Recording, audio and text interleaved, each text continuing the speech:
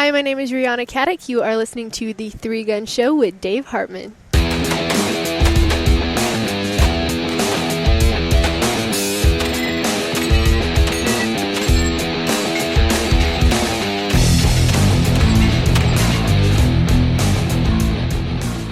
Welcome to 3-Gun Show episode 41. I am your host, Dave Hartman, and this is a fun interview with the gun queen, Deanna Huffstetler. Before we get into the interview, I want to thank you for downloading and listening to the show. The 3-Gun Show is a weekly podcast dedicated to the fastest growing shooting sport, 3-gun. In this episode, we discuss how to break down stages in chunks, why you should expect the best from your 3-gun competitors, and Deanna's favorite part of the SHOT Show. Links to everything we discuss can be found in the show notes, so if you're listening to this on the way to a match or, bored at work, just dial up 3gunshow.com/episode 41. Now, please join me in welcoming the show, Deanna Huffstetler. Deanna, thank you for joining me on the 3-Gun Show. Hey, Dave. Glad to be here. Thank you for having me. So, Deanna, you've written for Recoil Magazine, The Truth About Guns, The Shooting Wire, and other publications. You're currently a contributor to SAS Brass and Bullets. And if folks want to check you out, want to find you on the social medias, we can do that at facebook.com/Deanna.Huffstetler, Instagram.com/Deanna and some interesting little factoid, you're also known as the Gun Queen. I know, that's quite a title, isn't it? It is. Where did that come from? Oh, gosh, I have no idea. I think it might have something to do with the red lipstick, or I love fashion, I love guns, and next thing you know, it just kind of popped out of nowhere, and it's stuck. It's stuck. But for whatever reason, I write a lot. I guess I must be a good storyteller because people seem to enjoy what I write. It's been interesting writing about personal experiences and sharing these things that we do. I mean, you probably shoot quite a bit as well. You get some colorful stories doing that. Oh yeah, it's amazing some of the stories that you experience and hear on the range, and half the time I'm like, crap, I wish I had my microphones right now. Absolutely, but I do a lot of other things, just like anybody else. I think it's a very common misconception that you're a pro shooter and that's your title. It's your everyday life, and you just get up in the morning and slick your hair back, fill your pockets with bullets, and you go blazing into the sunset. But that's really not the case. Well, yeah, that's definitely a common misconception. So why don't you take this opportunity to tell us who you are off the range? I'm just this Bulgarian girl that likes guns a lot. I'm kidding. Well, my name is Deanna Huffstetler, and as you know, I'm a competition shooter. I shoot in 3-gun. I also compete in USPSA, action pistol, the IDPA, various kinds of disciplines. But in my day-to-day life, I wear a suit just like everybody else. I'm a marketing manager for a large healthcare company headquartered in Dallas, Texas. And I do a lot of other things. I mean, I write, I blog, I work, I shoot, I eat, I take care of kids, I clean house, just like everybody else. Do you ever find time to relax? That sounds like a busy schedule. Relax? Can you repeat that word again? I don't think I've heard that one before. Well, so it sounds like you're into quite a bit of the shooting sports. How did that start for you? Where was your first experience with the shooting sports? Oh gosh, I don't have a very dramatic story, some crazy army ranger taking me to the range and me falling in love with firearms. I think I've loved shooting all my life, pretty much.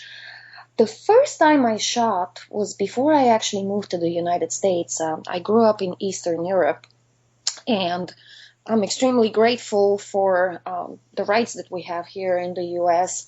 because it wasn't always like that for me. It was extremely difficult. In Eastern Europe, we didn't have access. Especially handguns were pretty hard to come by. But I was fortunate enough to have access to hunting rifles. My great-grandfather was a hunter. My grandmother actually used to work for the Hunters Union in Bulgaria. So I shot on and off rifles as a child. And then the first time I handled a firearm, I used to have this boyfriend. He was a police officer. He took me to the range. Obviously, I loved it, but I never did much with it. I just didn't have the opportunity.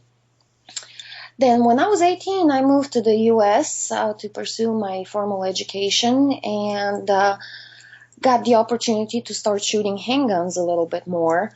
My first competition experience was probably, let me see, 6, 7 years ago. I went to an IDPA shoot. My husband, who was my boyfriend at the time, took me and just kind of offered, hey, you want to try this? Well, why not? So I got hooked on IDPA, but it wasn't like love at first shot type of thing. It grew on me over time. In the beginning, I just showed up here and there, local club match. Then I started going to state matches, regionals. And then I discovered USPSA. That's when I purchased my open pistol and I got completely hooked into it. But it really wasn't. Wow. So you went from IDPA straight into USPSA Open division? I did. Wow, that's a big jump. Well, I got to shoot somebody's open gun and I thought it was just the most fun thing ever. And I decided, well, what the heck? I'll just buy me one. And I remember all of my girlfriends thinking I was crazy. But I did it, and then I didn't really get into 3-gun until about May of last year, and it just went from an occasional recreational competition with my local buddies to just a full-blown shooting career, literally just overnight. It was kind of bizarre. Really? So how did that happen overnight then? Well, I've been talked into it, so to speak. A friend of mine back in Missouri, his name is Brandon Hafner. If you listen to this, Brandon, it's all your fault. He kind of started talking me into it. Him and some of his buddies were doing it, and it was the coolest thing to do. So I started researching firearms, and at the time, I'm also friends with Mike Voigt and Maggie Reese, and she showed me, when was it? SHOT Show 2013, I believe. She showed me her Benelli shotgun, and I just kind of fell in love with it. So I decided to kind of start compiling the equipment. As you know, it's a lot of stuff. I mean, a lot of things go into 3-gun. Yes. So I started researching, and, I got an AR. My husband kind of helped build it, and, I had the pistol already. And at the time, my husband reached out. I was very specific. I said, I want a Benelli shotgun, but I don't want just any Benelli shotgun. I want a Terran Tactical Innovations, tricked out, on steroids, racing machine type of shotgun. So it was kind of funny. I guess my husband just called up the shop and said, hey, I'm just kind of researching. My wife wants to get into 3-gun and she wants this shotgun, Do you have any availability? What's the cost? And then just the craziest thing happened afterwards. Probably a week later, Karen Butler calls me and he goes, well, I heard you're shopping for a shotgun. Oh, yeah, I kind of am. And he goes, well, here's the thing. I know who you are. I've been watching you on social media, and I think you've got talent, so I want to sponsor you. You're going to shoot for me. So I'm sitting here, and I'm thinking to myself, what just happened? But what do you say? I mean, an opportunity like that presents itself, or what am I going to say? No. Yeah, especially when it's Terran. So that's pretty much how it happened. And next thing you know, I was fully equipped. I was ready to rock. He started talking me into matches, and they progressively got bigger and bigger, and I started doing better and better, and here I am talking to you. Well, that's awesome. So did you stick with Open Division this entire time? I did.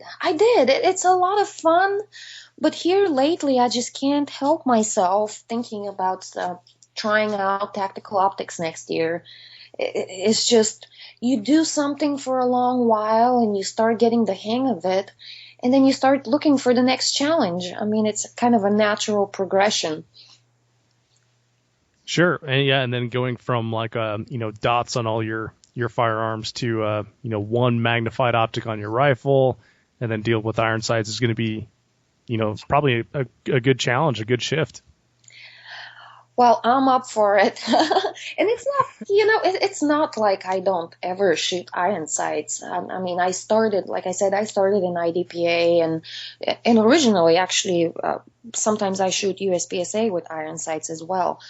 So the pistol does not bother me. Shotgun, same deal. Really, I think there's a major misconception that open is easier. It's not. It's different, and sometimes it's a lot faster because of target acquisition and being able to see better. But I don't think it's easier. I think any division has its challenges, and you just have to learn how to handle your equipment. You have to learn how to operate it, and you have to learn how to break down your stages for the equipment that you have. So what is your favorite part of shooting Open Division? And then, conversely, like what are you most looking forward to about shooting TAC Ops? Oh, my favorite part? It's fast. You can literally blaze through, or at least I try. I mean, in my mind, I'm very fast. I mean, yeah, probably on the side, I look like a turtle, sneaking up. But no, it's very fast. I really especially enjoy the fact that I can have a larger capacity.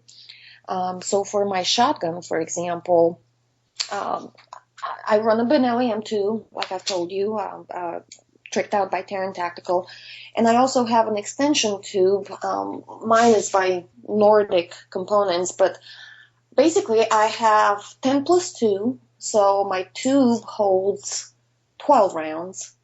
And then since I run a Benelli, I can add one in the chamber and what they call a ghost round. So I can start with 14 rounds in my shotgun, which is awesome. In TAC Op, I'm sure you're aware, it's you have to start with 8 plus 1 usually. So this is a great experience for me. And then reloading the shotgun, whenever everyone is doing the quad loads and the 2 loads and all of that, I can use my speed sticks and literally shove 4 or 6 shells at a time, which makes me feel totally cool. I mean, Yeah. It looks pretty awesome too. It's like, holy crap, I can't believe that just worked. I know, right? Well, it didn't always work. In the beginning, shells were flying out just like when you're learning to quad load. It was the same thing. They were, I was dropping sticks everywhere. Shells were flying in the air. It's like a big yard sale. Yeah, pretty much. But yeah, no. And then as far as just the optics themselves, who doesn't like gadgets? I mean, we all love our gadgets. Some of these optics are pretty sick. I've been pretty fortunate to shoot. Most of my optics are 3GS041. And I'll tell you what, there's something to be said about clear glass and having the ability to just see everything and see it fast. Oh, for sure. Yeah, and what you said about gadgets there really hits home. if you can have, 4 optics among 3 guns, why not, right? And I do. It's so funny. On my AR, for example, I do the whole offset red dot sight, and I have what is this thing called? I keep forgetting. RMR. I have a little RMR, and again, it makes me feel so cool when I can tilt my firearm, a little bit and just literally just blaze through stages, because that dot, you can see it. I mean, you can see it in good weather, you can see it in bad weather, you can see it if it's dark outside, if it's light outside.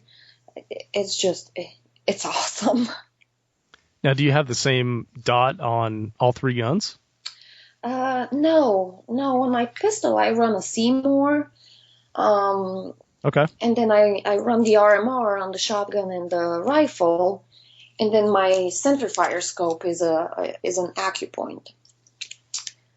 Gotcha. Now, that being said, though, running TAC Ops is very attractive to me because there are less points of failure.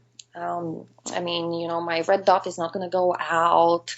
The glass is not going to fog. Nothing will happen. Besides, there's a certain amount of pride associated with being able to run in TAC Ops. Again, due to the misconception, people really think that shooting in open is cheating, which I stand my ground. It's absolutely not the case. But I just kind of want to prove that, hey, I can shoot quote unquote regular guns too. I mean, I'm not completely skillless or something like that. So then, have you been practicing, your shotgun loading for that transition to TAC Ops? Oh man, you're funny. There's another word that I don't particularly know the meaning of, and that is practice. It's like a dirty word. I don't like to say it. It makes me nervous, makes me sweat. So then you just get your reps in by going to the range and shooting matches? I know this is so bad. Any really good shooter will tell you that practice makes perfect. And I think there's a lot of value in going to the range and having that quiet time when you're not under stress and you can have these repetitive motions, get your muscle memory right, and all of that.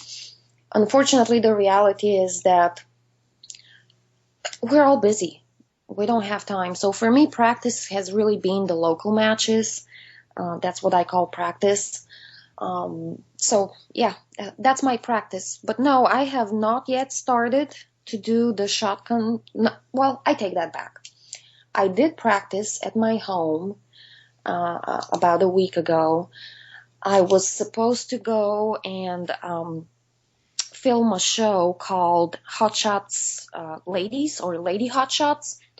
I ended up not going due to personal reasons, but one of the requirements was for the show you had to run in TAC Ops. So I thought to myself, okay, well, I got this down. I can do this. I can handle the shotgun. I can handle the rifle. No problems.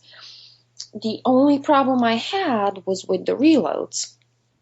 So I kind of practiced a little bit. I can't say that I was able to do a quad load. For the life of me, that was just not possible.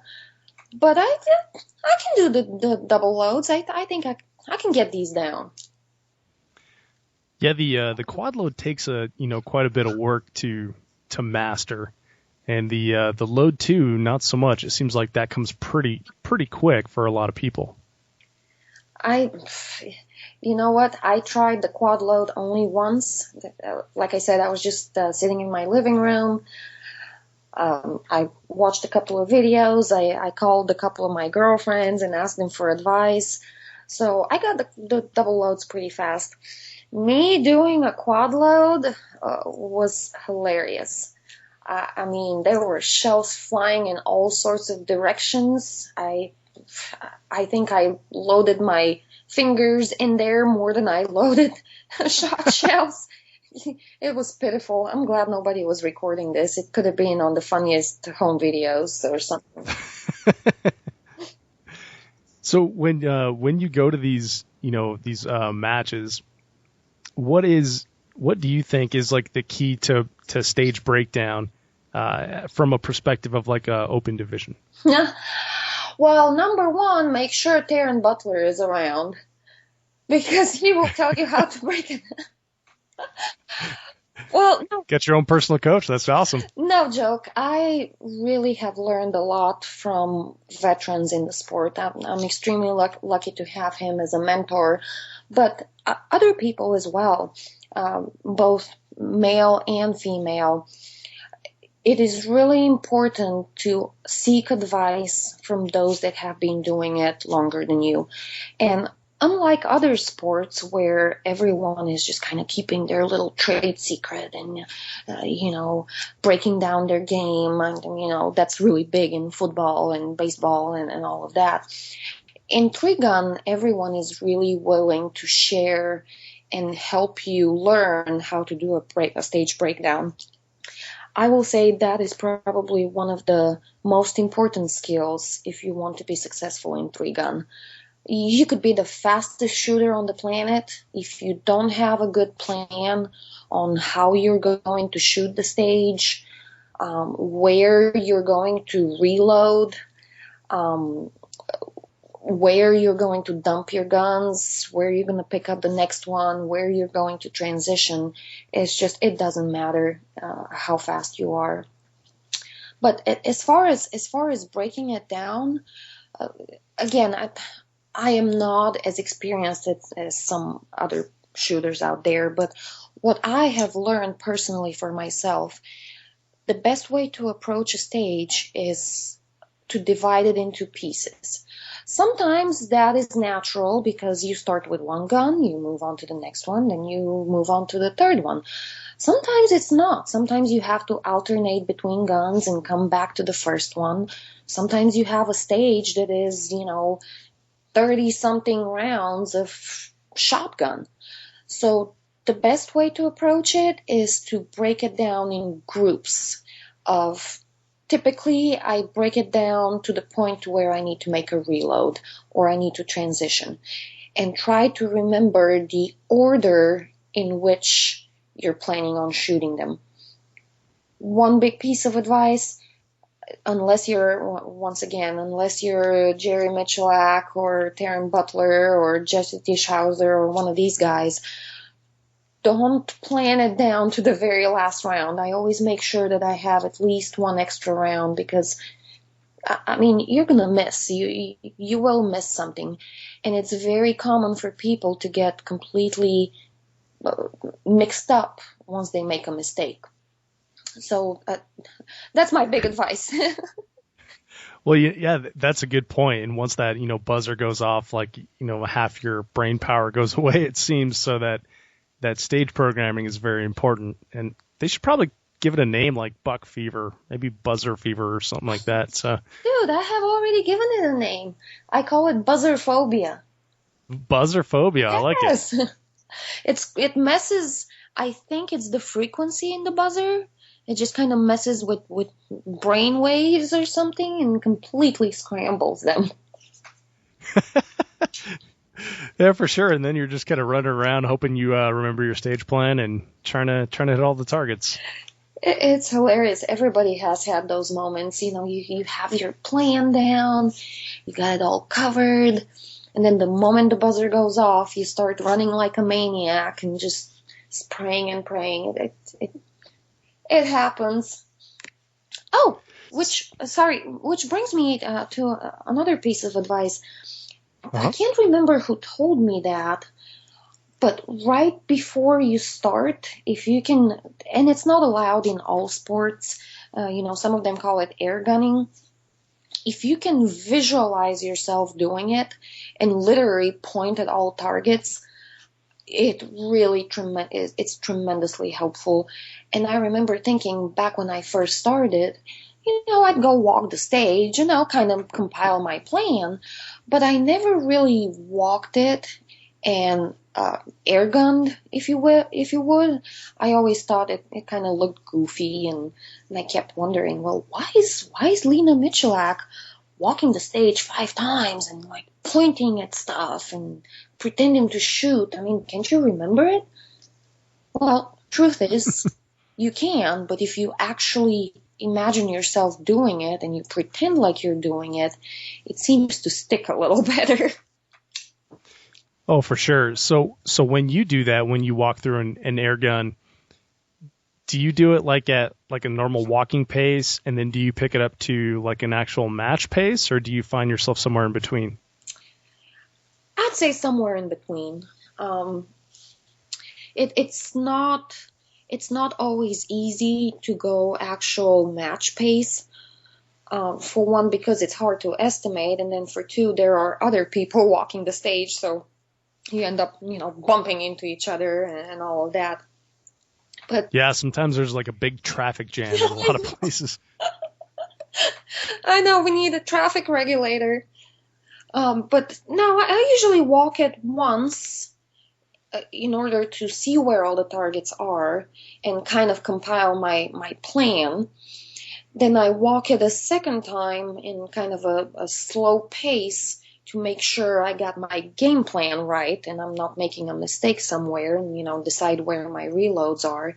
And then if I get a chance, hopefully I run it a third time and I really kind of try to pick up my pace in the running and kind of try to remember that I'm supposed to go fast after all. Now, since you've started doing the stage programming, has then that helped your shooting quite a bit? The stage what? The stage programming and air gunning and visualizing yourself actually shooting the stage. Oh gosh, yes, absolutely. I think the first time I really picked on that, so I started shooting May of last year, right? By October of last year, I ended up going to this match in, where did they have it? It was in Atlanta last year, and it was the lady 3-gun. It was the first opportunity I had to shoot 3-gun on a national level and compete against other women. Usually you shoot matches and you compete against other men, so it's really difficult to estimate where you stand. But I was very fortunate at the time. Both Karen Butler and also another teammate of mine, Bob Vogel, they showed up and really helped coach us and introduced us all to that technique. And that's when I started doing it. It has helped tremendously.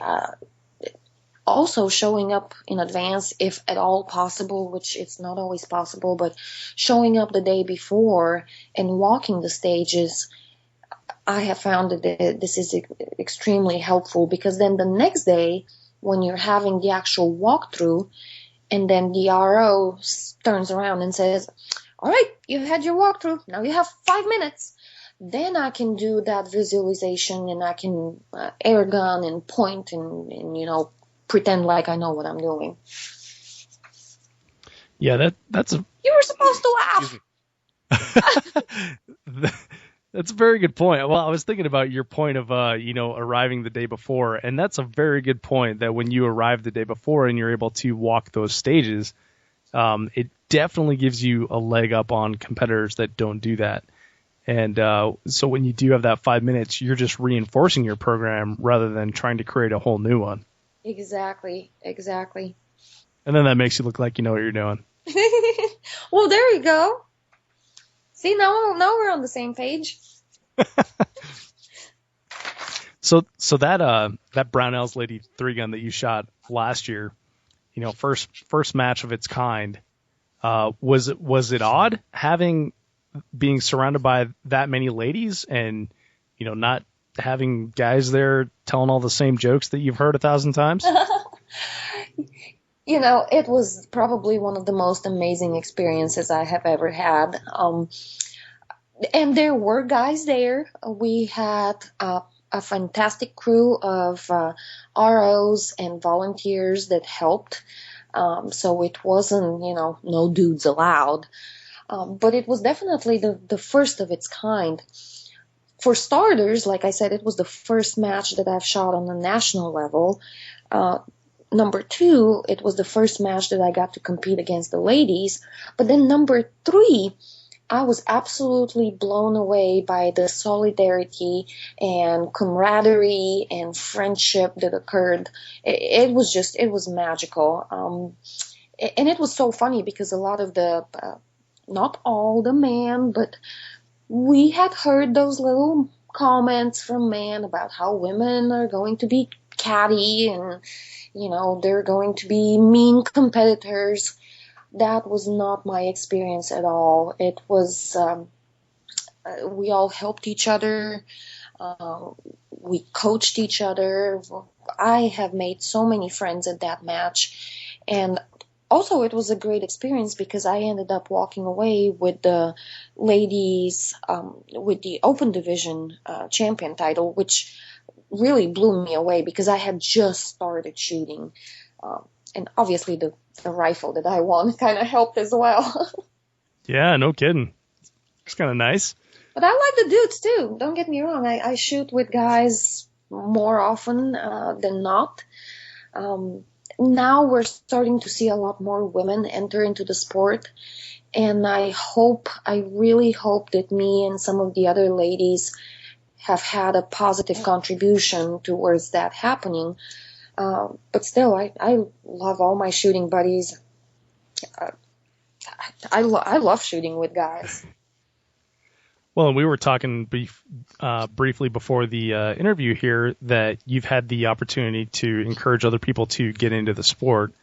And we were talking about, one lady specifically, and you said, well, Dave, we better save this story for the show.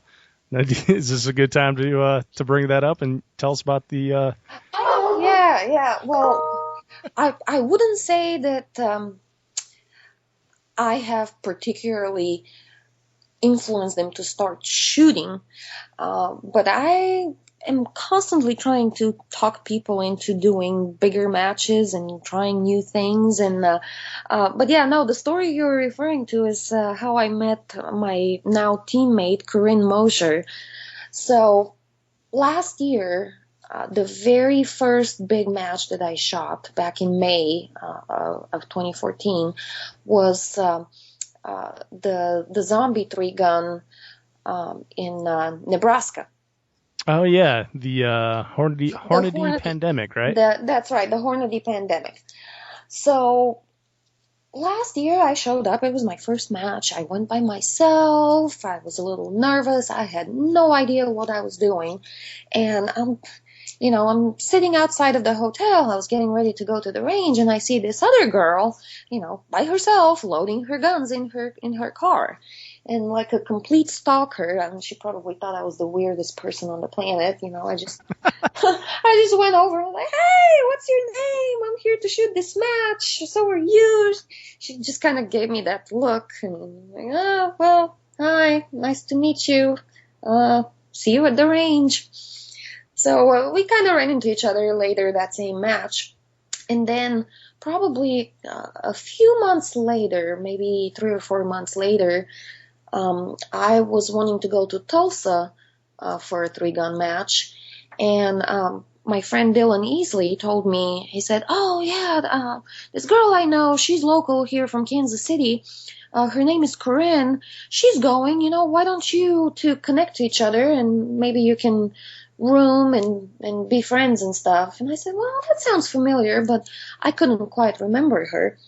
So I called her up and we ended up rooming together. And when I talked to her on the phone, she was like, oh yeah, you're that crazy girl that came over and introduced herself at the zombie match. But anyway, so long story short, we kind of became friends and we started shooting together. And then we went down to the lady 3-gun, and I told her, I said, you need to come and shoot for Taryn. I said, he is going to love you. I already love you. You're my friend. this will be fabulous. And long and behold, so it happened. Now we're teammates. We travel and get into all kinds of adventures together and do all kinds of silly stuff. That's awesome. So, what would you say is like the craziest match story or the best hijinks that you two have gotten into? Oh my God. There are too many. I mean, we've traveled across states, driven for 14 hours. We've shot in horrible conditions. Probably the craziest story I have is not with her. I was actually by myself. It was about a month ago, and I wanted to go shoot the Generation 3 gun match in Missouri. Yeah. Well, I'm from Missouri. Well, I'm originally from Eastern Europe, but I used to live in Missouri before I moved to Dallas. So I was excited to go shoot that match. For one, because I wanted to see all of my local buddies from back home. A lot of them were ROs or were coming to shoot the match. But also because it's a great opportunity. I'm sure you're familiar with the match, but it essentially is the whole idea of the match is to sponsor and support youth, which I'm really big into new shooters, lady shooters, and young shooters. And I'm also friends with Chad Francis, who helps put the match, so I had to go. Well, the way things worked out, I had an entire week and a half before that in California. I went up there to meet up with some of the other Terran Tactical girls. And, I spent some time with Jessica Hook and my friends and went to a Labor Day party. Then I traveled to Orange County and visited 511 Tactical. They're one of my sponsors. They're headquartered out there, which was a very, very fun, unique experience as well. And then right after that, my company that I work for has a regional office right there, literally 5 minutes from 511. So I had to go there and work for 3 days. Well, here's the deal. We were conducting this big training, rolling out new software. I was conducting the training. I'm the business owner for the software, so I kind of had to be there. Well, long story short, I missed my airplane. So then I showed up to the airport, and they tell me, well, there aren't any other flights going out to Missouri, so you're stuck. You can either stay here or you can fly to Dallas. And I said, well, that's great. Let's fly to Dallas. I live there, and, I'll come up with something. So I fly to Dallas, and they were going to connect me the next morning, right? Well, I go to Dallas, and then I realize that I don't have my keys. My husband, who was already in Missouri, had my keys. So I'm stuck in Dallas. I live here. My apartment is here, and I don't have keys to go home. Oh, no. So I end up in this really, really, really sketchy hotel by the airport. I mean, it was... you wouldn't want to sleep there. You wouldn't even want to walk there in the middle of the day. I ended up there late at night. Oh, geez. So they connect me the next morning, right? And I show up the next morning, bright and early, 6:30. They cancel my flight. and I'm supposed to, here's the deal, I'm supposed to start shooting at 12:30 that day, right? I'm supposed to be at the Lake of the Ozarks. So at 7 o'clock in the morning, I'm sitting in Dallas, and the next flight that is available to anywhere in Missouri goes to St. Louis and arrives at 12:30. So I start hustling. I start calling the match director and my husband and Taryn and everyone that was at that match, telling them how I'm going to be late. Please let me shoot the match. So I get there. Finally, I had to rent a car. I drove like a maniac. I showed up at that match at 4:30 in the afternoon. And guess what turns out? What's that? They were so backed up. I guess they were having stage problems. One of the stage props, kept breaking down.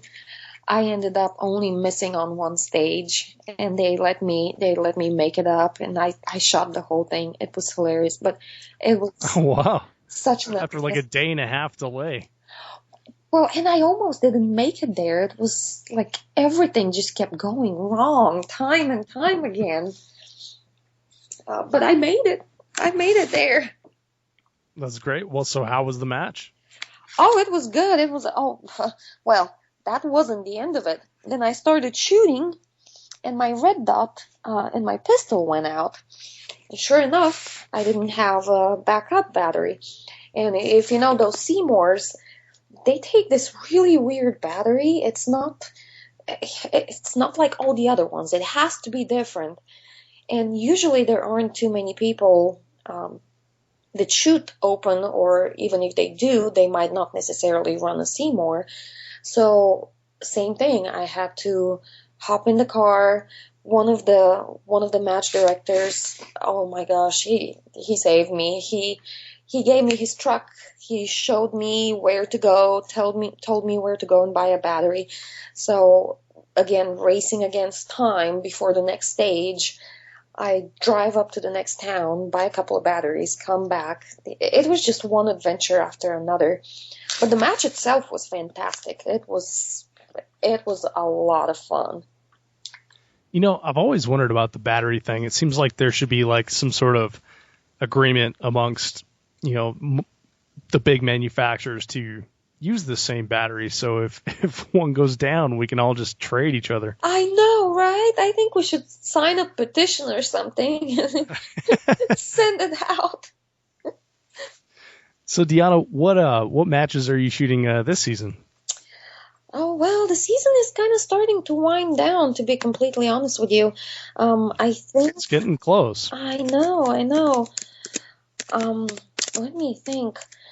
I think I'm supposed to be shooting a couple of matches here in Texas, actually, which is exciting. Quit flying and traveling for a difference, which I can tell you a whole bunch of stories about traveling with guns, but maybe next time. But there is this another zombie-themed match coming up here in Texas pretty soon. I'm trying to look up the name of it, but it's really exciting because it's a nighttime match, and I'm actually in the process of hustling right now and trying to equip all of my guns with a light. I have a couple. I just need to mount them, but I have never done a nighttime shoot, so I am really, really excited about that. So that's coming up. There's also a Mossberg shotgun match. I believe this is right here in the Dallas-Fort Worth area. I think they're going to hold it in Crescent. So I'm looking forward to that. But then after that, during the winter time, usually there isn't that much going on. I was thinking about going to Fort Benning in December. So that might be one of these matches. But for the rest of the winter, usually I try to focus on writing a little bit more content, writing some articles. I have promised Optics Planet, I owe them an article. 511 also likes to feature their operators and, stories and advice, so I need to write that. And I also have a very exciting photo shoot coming up with Sure Shots magazine for their SHOT Show issue. I guess I'll be a cover girl. I'm really excited. Well, sweet. That's exciting. So that's like a lady shooting magazine. Am I correct on that? Yes, they feature. They're fantastic, by the way. If you've never looked up the magazine, it's actually a shooting league. It's called Sure Shots, and they are based, I believe, out of Austin, Texas, or San Antonio. Gosh, I gotta look it up. But Nikki Jones, she is the editor-in-chief and also the mastermind behind the shooting league. And I believe at first it just kind of started with a bunch of ladies getting together and shooting, and then it just kind of grew, and now they hold training events, and they started this magazine, and they usually feature a female.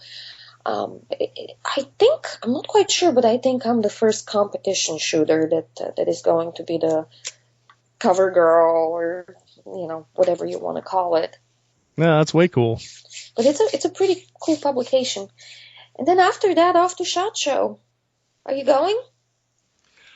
I haven't decided yet if I'm going to be going to SHOT Show. Is it worth it? Oh gosh, you gotta go. At least once in your lifetime, you have to go to SHOT Show. Well, maybe I'll have to look into a media pass and see how that goes. Oh, you gotta do it. You absolutely gotta do it. If you need some help, I'll hook you up. But it is one of the most amazing events you'll ever see. Typically they have it at the Sands Expo Center, which is attached to the Venetian, and it is humongous. It is literally thousands and thousands of square feet filled with nothing but guns and accessories and clothing and tactical stuff. It's like Wonderland for people like us. Yeah, it sounds like right up my alley. So what is your favorite part of the SHOT Show then? Oh, the parties. Duh. It is extremely exhausting, though. I will tell you, there's a lot of walking involved, a lot of talking, and a lot of drinking at night. But pretty much any large manufacturer will have some sort of after party or an event, and then of course there's the Glock party, which is the most fun event I have ever attended. But yeah, the parties and all the people, you get to see all of your friends, all of the competition shooters that you see time and time again, but also all of your sponsors, all of their employees. You get to meet like-minded people. It's just a great experience. You will come back with a really open mind about what's out there and how many more people really care about not only competition, but shooting as a whole, our Second Amendment rights, just our lifestyle, the shooting and outdoor lifestyle. That's excellent. So yeah, shoot, I need to get on that then, don't I? Get on it, man. So what is the Glock party consist of that makes it your favorite? Gosh, they are just really good at entertainment. And most of my friends know that I am typically not a Glock girl. I am not a polymer frame type of, polymer frame pistol type of girl. I like my 1911s. I like my 2011s. I like to have a hammer, and I like to feel something solid in my hands. But Terran Tactical works on a lot of Glocks, and I am really, really, really considering getting one for next year and running it. But as far as the party itself, for one, it's huge. Everyone is there, and they are extremely good at entertainment. Like last year, last year they had this crazy magician that did these insane tricks. Then they had a DJ and entertainment, and there was dancing, and I got to meet Steven Seagal. I mean, how cool is that? Oh, no kidding. Yeah, it's not something that just happens every day, so it's very fun. So when SHOT Show's all done and you go home and you take a couple weeks to rest and you start getting back in the swing of like practice, getting ready for the spring when matches come around, and you're going to be switching up to TAC Optics. So what matches are you going to be looking forward to next year the most? Oh gosh, there are so many, and I am tremendously bad at compiling a comprehensive list. But some of the matches that I will absolutely not miss. Um, it's the Pro-Am, the Rock Castle Pro-Am that they hold in Rock Castle Shooting Center in Kentucky. I Mm-hmm. would not miss that for nothing. Um, there are several regional matches that I really enjoy. Uh, I believe I didn't make it to it this year, but Freedom Munitions puts up a match here in Texas. There's the Missouri 3-gun.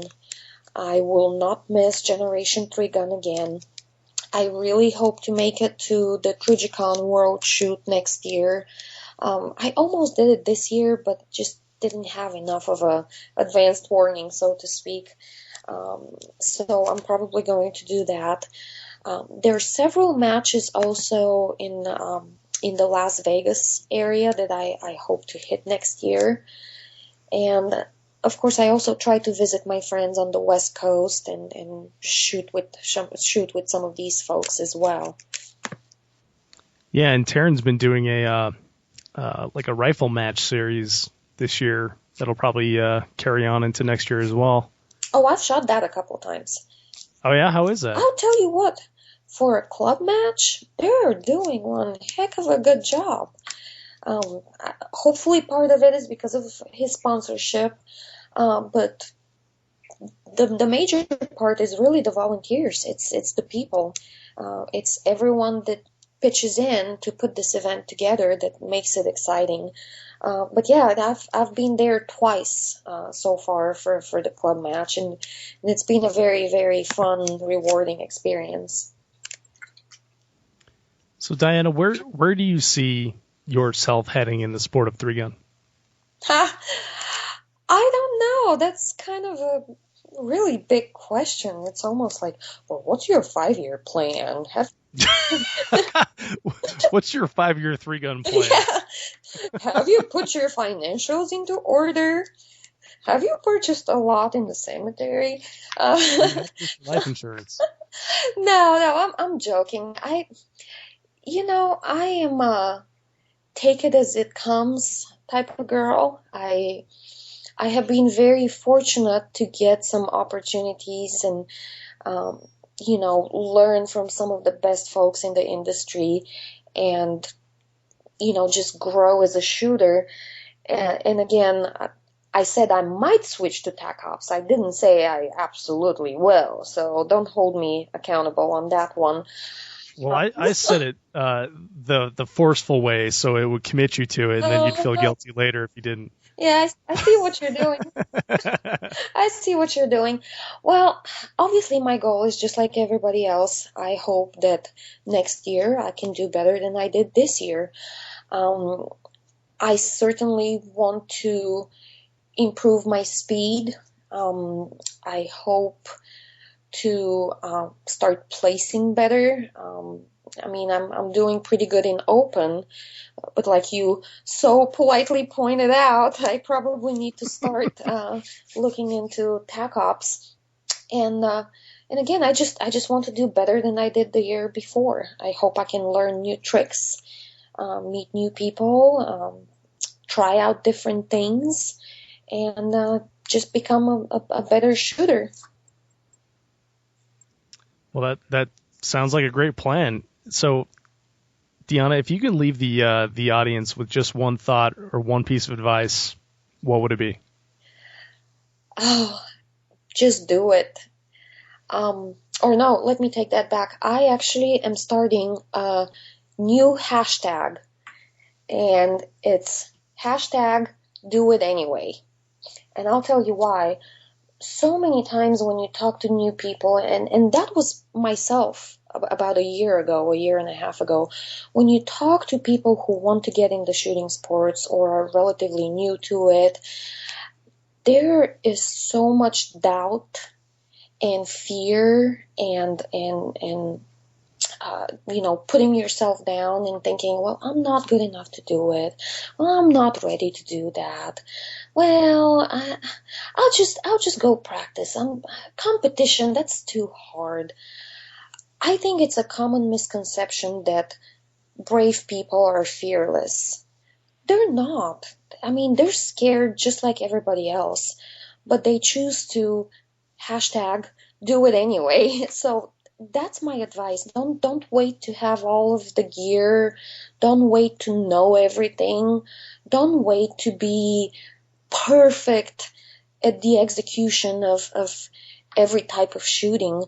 Just take what you have, learn on the go, and do it anyway. So that's what I want to leave everyone with. I love it, and that's an awesome message. And when we follow you on Instagram, we can use that hashtag, and that's Instagram.com/Diana Huffstedler. So Diana, this has been amazing. I love your final parting thought, and I really appreciate you coming on the show. Hey, thanks for having me, Dave. It has been a lot of fun talking to you. I hope I get a chance to meet you at SHOT Show. Definitely. I hope you enjoyed that interview with Diana Huffstedler. If you have any thoughts, feedback, or guest suggestions, you can email me. I'm dave@3gunshow.com. As always, please subscribe in iTunes and leave a review. It only takes a minute, and it is huge for getting the show in front of shooters like you and I.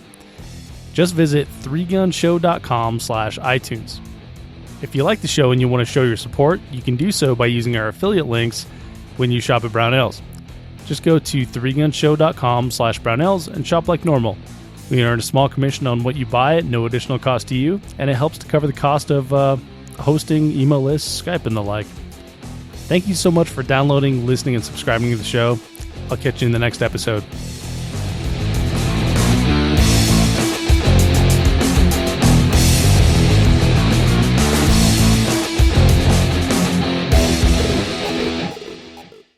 If you are finished, unload, show clear.